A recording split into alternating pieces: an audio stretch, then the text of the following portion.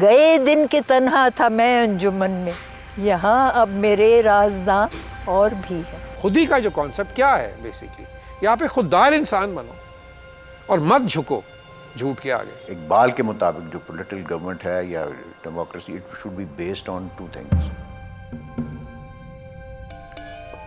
علامہ محمد اقبال، شاعر مشرق، اپنے وقت کے مجدد۔ علامہ صاحب اپنی شاعری میں ایک جگہ پہ ایک مصرع استعمال کرتے ہیں جہاں وہ لکھتے ہیں کہ اقبال بھی اقبال سے آگاہ نہیں ہے۔ جو رتبہ علامہ صاحب کا تھا انہوں نے تو یہ ایک خاص سوچ سے لکھا ہوگا، لیکن اگر آج وہ پاکستان میں یہی مصرع لکھ رہے ہوتے تو شاید وہ کچھ اس طرح لکھتے کہ پاکستان بھی اقبال سے آگاہ نہیں ہے، اور افسوس کہ اس بات میں کسی سوچ سے زیادہ حقیقت ہوتی۔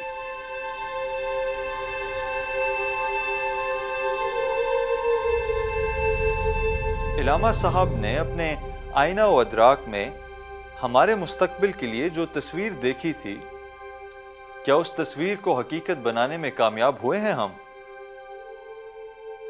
جو خواب علامہ صاحب نے ہمارے مستقبل کے لیے دیکھا تھا، اس خواب کی تعبیر کو حاصل کرنے میں کیا ہم کامیاب ہوئے ہیں؟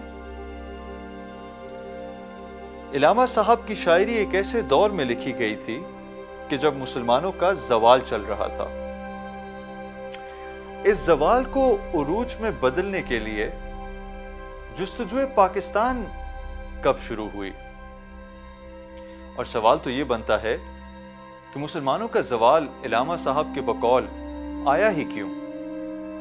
The only thing that the Muslims have to look towards as a state or some kind of government was the city state of Medina, which the Prophet sallallahu alaihi wasallam, he formed, and he gave what is known as the first constitution in the world, and that is Misaq-e Medina.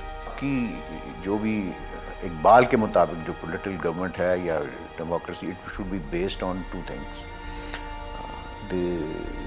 اللہ تعالیٰ کی توحید کے اوپر اور رسول اللہ علیہ وسلم کی رسالت کے اوپر as the last of the prophets, finality of prophet کے اوپر جو ہے وہ بیس کرتی ہے۔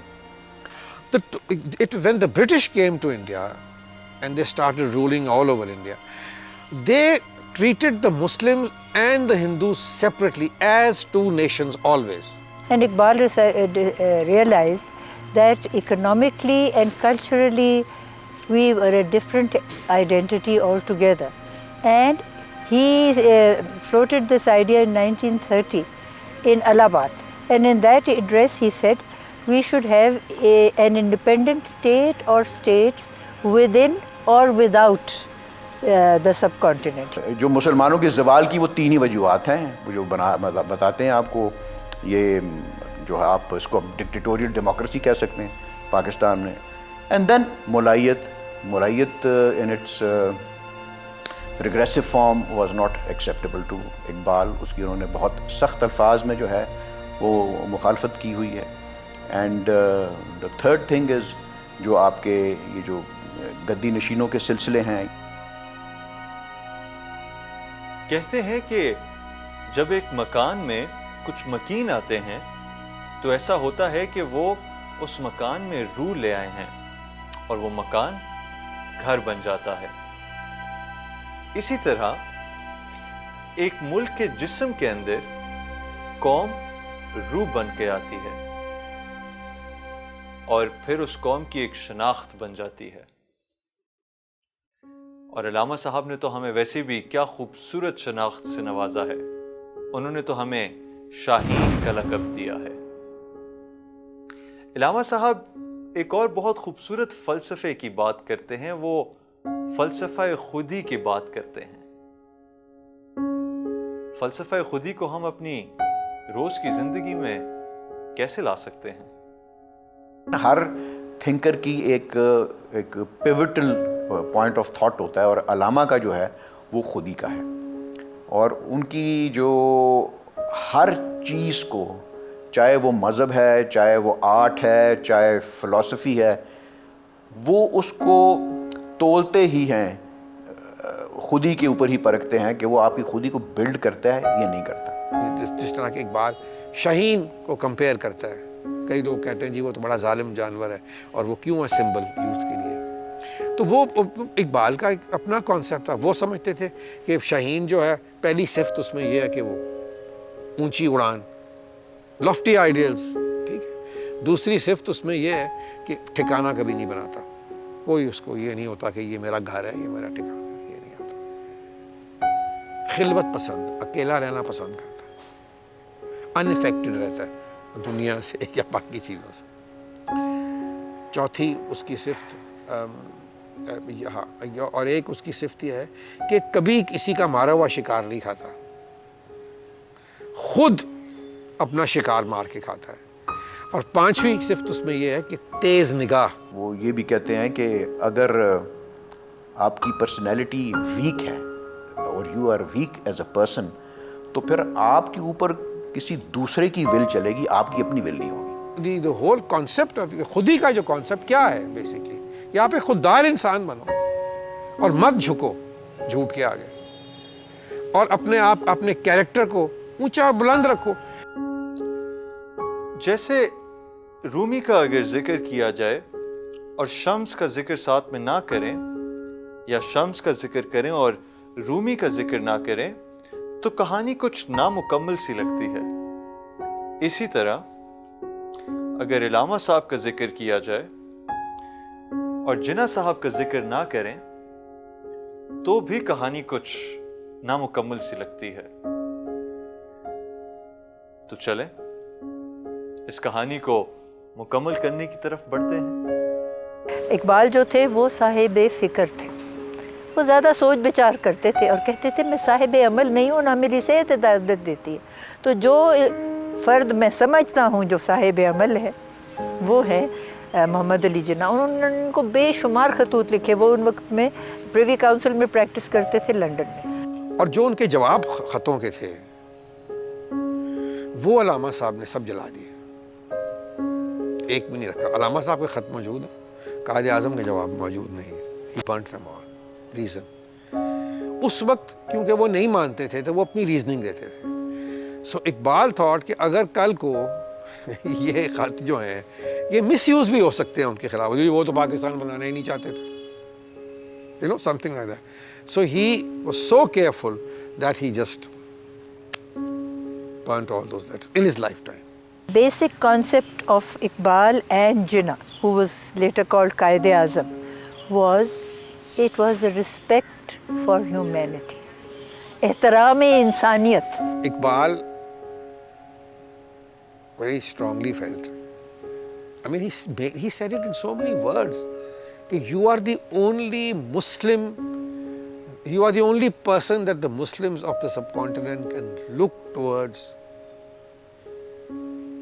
for their betterment and for their leadership. گئے دن کے تنہا تھا میں انجمن میں، یہاں اب میرے رازداں اور بھی ہیں۔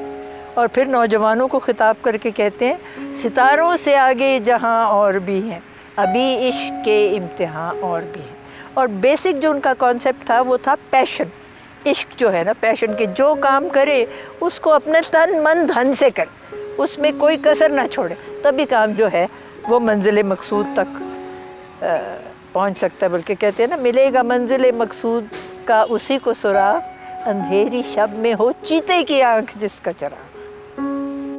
علامہ صاحب کو نوجوانوں سے ایک خاص قسم کا لگاؤ تھا اور اس سے بھی خاص قسم کی امیدیں۔ علامہ صاحب ایک جملہ کچھ یوں فرماتے ہیں کہ میرا کلام مستقبل کے لوگوں کے لیے ہے، آج آپ اور میں وہی مستقبل کے لوگ ہیں۔ اقبال کا جو کلام ہے نا وہ سارا نوجوانان ملت کی طرف ان کا خطاب ہے، اور وہ یہی تصور کرتے ہیں کہ جو کل کا ہے اسلامی جمہوریت یا مسلمانوں کا وطن، اس کو آگے ترقی دینے کے لیے نوجوان ملت جو ہے وہی آگے بڑھیں گے۔ نوجوانوں کے اندر جو ہے نا وہ ایک ڈرائیونگ فورس ہوتی ہے. They can change that direction. اگر ان کو کسی چیز کا احساس ہو جائے تو وہ ڈائریکشن کو بدل سکتے ہیں اپنی. اینڈ لائک وائز جو ہے وہ قوموں کی بھی ڈائریکشن جو ہے وہ بدلی جا سکتی ہے. دیکھیں آپ ایران کو دیکھیں, آپ ترکی کو دیکھیں, کس طرح اپنی ینگ جنریشن کی نیشن بلڈنگ وہ کر رہے ہیں. ٹھیک ہے, ارطغرل آپ نے چلایا یہاں پاکستان میں, اس کے چلنے سے آپ کے بچے یہاں جو ہیں ان کے اوپر اثر ہوا.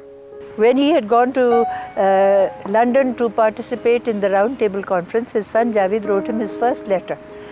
And he said, مجھے لیے گراموفون بنانا تھا. انہوں نے آگے سے جواب لکھا جاوید کے نام, ایک اس کے خط کے جواب, دیار عشق میں اپنا مقام پیدا کر, نیا زمانہ نئے صبح و شام پیدا کر. خدا اگر دل شناس فطرت دے تجھ کو, سکوت لالا و گل سے کلام پیدا کر. سکوت لالا و گل سے کلام پیدا کر. علامہ صاحب کی ذات کا, ان کے فلسفوں کا, ان کی شاعری کا اگر ہم ایک نچوڑ نکالنا چاہیں تو وہ عشق رسول صلی اللہ علیہ وآلہ وسلم ہے. اور یہ بات تو ظاہر ہو جاتی ہے کہ جب انہوں نے اپنی مشہور نظمیں شکوہ اور جواب شکوہ کا خلاصہ ایک شعر میں کر دیا تھا کہ محمد سے وفا تو نے تو ہم تیرے ہیں, یہ جہاں چیز ہے کیا لوح و قلم تیرے ہیں. آج پاکستان 74 سال کا ہو چکا ہے. جشن آزادی مبارک کا دن ہے. کیوں نہ اس دن ہم ایک عہد کر لیں, کیوں نہ اس دن ہم اپنے آپ سے ایک وعدہ کر دیں, کیوں نہ اس دن ہم علامہ صاحب سے دوستی کا اعلان کر دیں. کیونکہ ہماری ترقی, ہماری کامیابی, ہماری شناخت اور ہمارا مستقبل سب ممکن ہے اگر ہم علامہ صاحب سے جڑے رہیں. پاکستان زندہ باد.